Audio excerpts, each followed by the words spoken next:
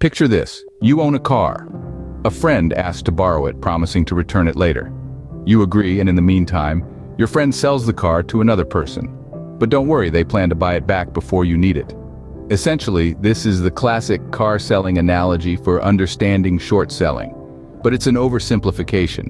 It's like trying to explain a symphony by humming one tune. To truly understand short selling, we need to delve deeper, adding layers to our car selling analogy.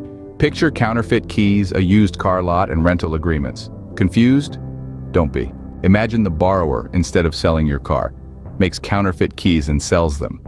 These keys are an illusion, creating a false idea that there are more cars available than there actually are. In the stock market, this deceptive practice is known as naked shorting. Now let's add a used car lot into the mix. This is our market maker who facilitates buying and selling of the cars, or in our case, stocks. The market maker also has the ability to create exact replicas of cars for temporary use. These replicas, or synthetic long positions, are like options contracts that create temporary ownership rights. Speaking of options, envision them as short-term rental agreements for the car.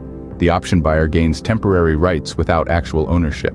Now let's see how this all plays out. You lend your car to a borrower who creates and sells fake keys. The market maker, aware of the short selling, creates replica cars to maintain liquidity.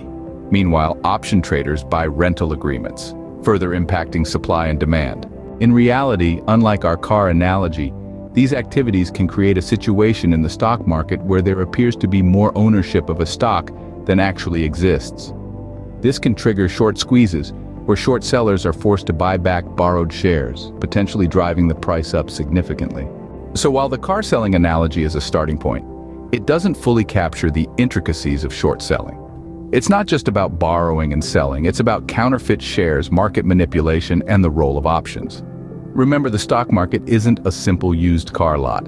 It's a complex machine with many moving parts, all influencing each other in ways that can drastically impact the market.